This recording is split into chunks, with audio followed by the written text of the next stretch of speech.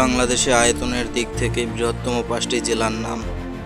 Number 5, Mymensingh জেলা। ময়মনসিংহ জেলা বাংলাদেশের মধ্য অঞ্চলে অবস্থিত। এটি একটি বিভাগীয় এবং প্রশাসনিক অঞ্চল। এই জেলা প্রাকৃতিক সৌন্দর্য, কৃষি এবং ময়মনসিংহ গীতিকারের জন্য বিখ্যাত। এর আয়তন 4363 বর্গ কিলোমিটার।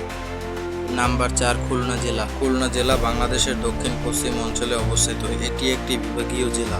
এই জেলা শিল্প, কলকারখানা, মৎস্য শিল্প এবং সুন্দরবনের জন্য বিখ্যাত। খুলনা জেলার আয়তন 4394 বর্গ কিলোমিটার।